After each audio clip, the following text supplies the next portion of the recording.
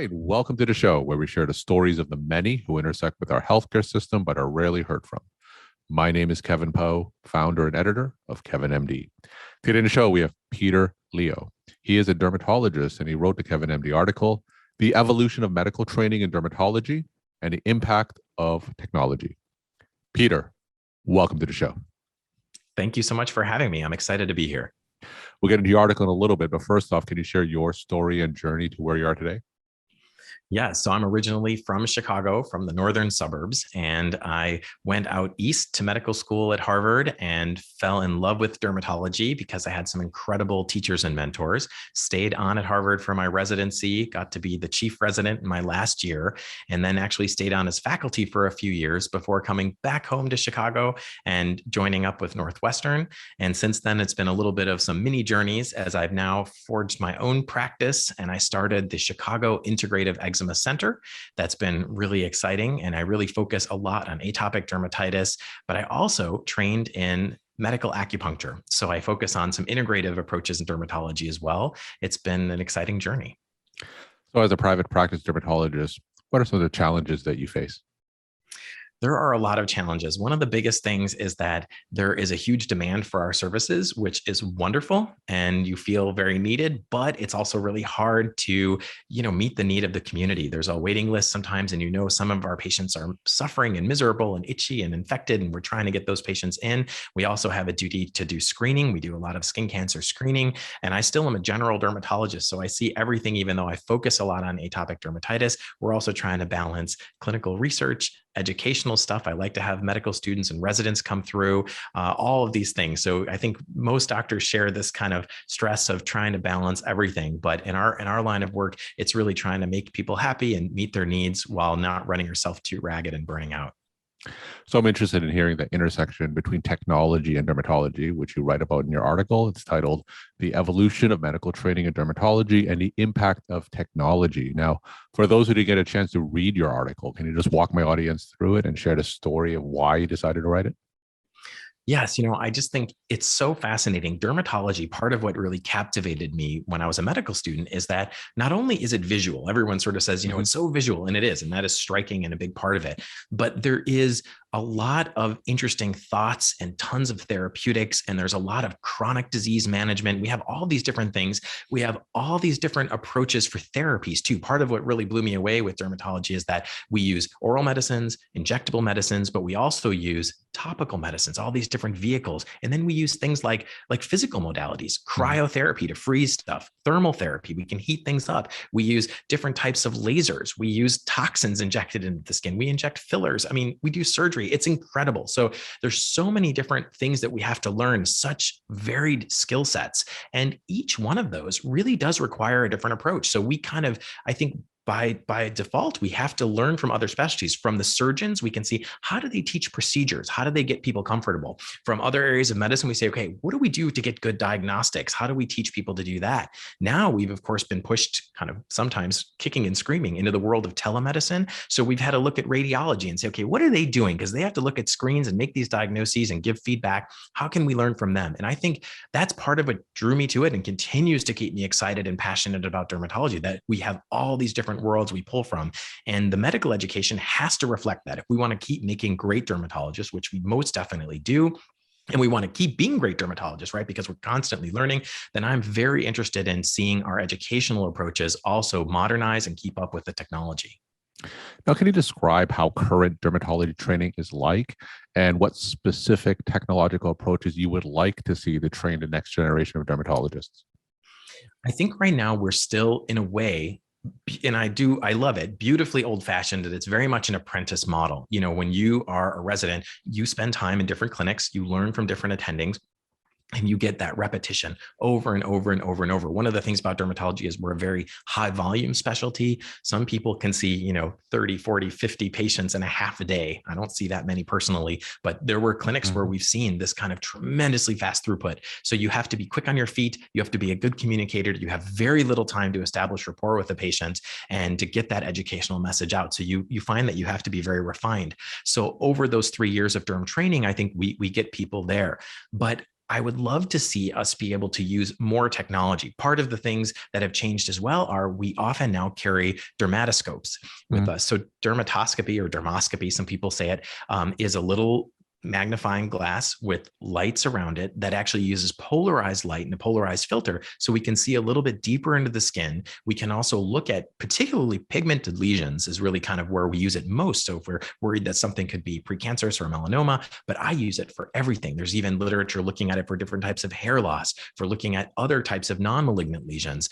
We're even doing a study right now where we're using this little dermatoscope to look at atopic dermatitis up close and see if we can get some new ideas about how we can give diagnostic and get a sense of the severity of the disease. So all of these things come with it challenges of education, and we really need some novel ways to do it instead of pulling the person over to the microscope or to the dermatoscope to let them see it. I'd love to leverage things like video game type approaches where we can actually have people do this in a simulated way Mhm. over and over and over in the comfort of their own home. So with the evolution of smartphone technology, I have patients come to my primary care clinic with some type of app, right? And then they take a picture of a skin lesion or a mole, and the app says, this is potential cancer, or it purports to give a diagnosis. So, what's your thoughts in terms of that intersection between smartphone technology and dermatology? Yes, it has been thrust upon us for sure. And I kid you not, sometimes you can imagine patients come in with their iPad and they Mhm. have an entire album of skin stuff that they want to show me. We're going, and on November 7th, here's my left leg. And they're going through, and I'm like, wait, I got it. I'm with you. So people really do want to share it. And there's no doubt that sometimes it can really make or break it because, with some of the things in dermatology, they're kind of evanescent. They're not there the day I see them and the patient's frustrated, but with a good quality photograph, which, comes from their iPhone camera or their smartphone camera, they can actually show me exactly what it looked like when they were having trouble. And there's no doubt that we can make diagnoses and can counsel that way. So that's been exciting. But again, we're kind of unprepared for it. It sort of came out of nowhere. So I think that has to become part of our training too. And that's why I'm grateful to have some more teledermatology that's formally brought into many residency programs now. Now, in other fields, you mentioned radiology. Sometimes there's some algorithmic approaches to dermatologists that sometimes takes away from radiologist jobs. Now, with the advent of, like I said, apps that can automate, they say they automatically can diagnose lesions based on various patterns. Do you feel that technology can take away some of the job opportunities of future dermatologists? So that's a really interesting one. And that's a hot button topic. I will tell you that among my colleagues, there is a lot of discussion about it and a lot of concern. My honest opinion is, yes, I do think at some point, the machine learning will get so good that it will be able to replace a lot of what we do. I mean, to some degree, it's kind of coming for all of us, right? No matter how, insulated we think our job is, no matter how difficult we think it is. Well, people like Elon Musk are building robots to take us over. Mhm. That being said, I often stress that 99% of my job is actually not diagnosis, at least for me. Now, again, everyone's a little bit different in their practice. Derm is such a heterogeneous specialty. But for me, most of my patients come in and I know what's going on. So the bulk of that visit is really me explaining to the patient what this is and what to expect and what we're going to do and joining them on that therapeutic journey to get them better and work on this. So I guess for me personally, if a machine could tell them what it is, that if anything, it saves me 1 minute because I Mhm. can usually tell most of the stuff we do is Augenblick. I walk in, it's like, okay, I think that's a basal cell. You machine can tell you, sure. You come to see me and we're going to take care of the basal cell, talk about how to treat it, talk about the sun protection that needs to go into it, talk about maybe are there other things we can be doing to help minimize the risk of future skin cancers and so on. I don't think computers are going to be able to do all of that anytime soon. But yes, in the big picture, I think the singularity approaches eventually and probably will all be, replaced largely. But I still think there's a role for that human touch. Give us a look into your crystal ball in the next, say, 3 to 5 years. What are some of the top trends you see dermatology taking? So I think one of the hardest parts for our specialty is that we are so heterogeneous. There's so many different areas. And we do feel that pull. Many great dermatologists get pulled towards the cosmetic world or the surgical world, which are super important and give, tremendous quality of life enhancements to those patients. But there's no doubt we medical dermatologists, we really want to pull people and attract them and keep them in medical dermatology because I feel like that is really an unmet need in general. And this unfortunately is getting worse. I think overall, even people that seem like they're going to be amazing medical derms, they hear the siren song of doing a little bit more cosmetic or more procedural, which Mhm. the way our current system is set up is more lucrative. So they get pulled. So that's one thing. How do we get people interested and stay interested in it? I think dermatology education also is under fire, like a lot of medical education. I think we're seeing funding to programs disappear. I think it's getting tighter and tighter. I think a lot of people are worried that the old days of having some more luxurious time to hang out and do things and have funding to do different events, it's drying up. So I am worried about it. And I think we need to take some evasive actions to make sure that we really keep thinking about the next generation of trainees and take good care of them, because I want these fields to continue to thrive. Our patients certainly need us. We're talking to Peter Leo. He is a dermatologist, and he wrote the Kevin MD article, The Evolution of Medical Training in Dermatology and the Impact of Technology.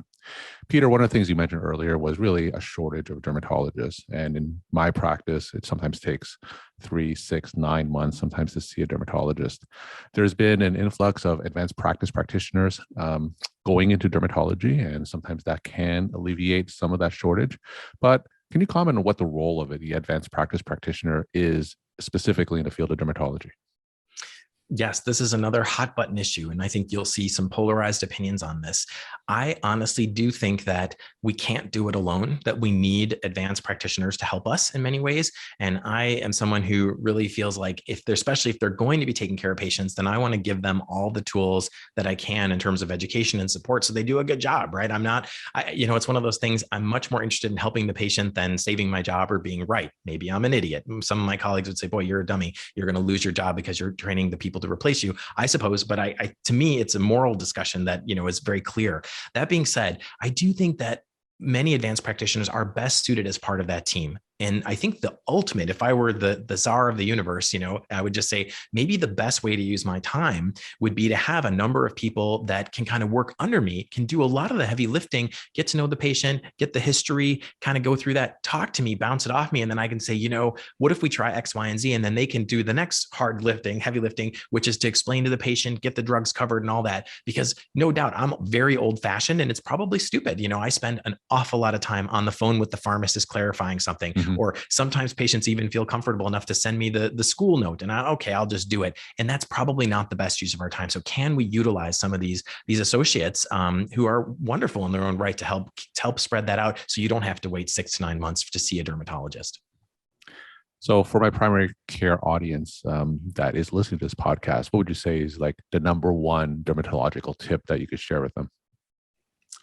The number one tip is, I think, don't be afraid to refer. There's no dumb referral. But if you can find a way to maybe even do a teletriage, that can help a lot. If you can find a dermatologist that'll work with you that way. And I have a few PMDs and pediatricians that work with me that way. They'll send me a picture. They'll call me real quick and I'll say, this sounds fine. I'll help get them in, but it's not urgent. Some of that teletriage can really make or break it. And forging that relationship with someone you trust, I think can make a huge difference, not only in your life, but in the life of your patients. Because I really think that's going to be the important piece to get the people who need us into us at the appropriate time. And my final question, what's your take-home message that you want to leave with the Kevin MD audience? Give your dermatologist some love. We and a lot of people give us grief. They're like, oh, you guys are hanging out and all glamorous, but there's no doubt that we do try really hard and we work hard to take good care of our patients. And we have this bizarre range of people with gigantic non-healing ulcers that are infected in one room. And then sometimes the next room is somebody who wants to talk about their wrinkles on their forehead. So you're constantly shifting gears, even though it seems glamorous, many times it is not. So give us some support and definitely we will try our best to take good care of our patients and take good care of our referring folks, because if people don't refer to us, then obviously we won't be so busy. So we really appreciate that. And our job is to help in many ways and every way we can. Peter, thank you so much for sharing your time and insight. And thanks again for being on the show. Thank you for having me.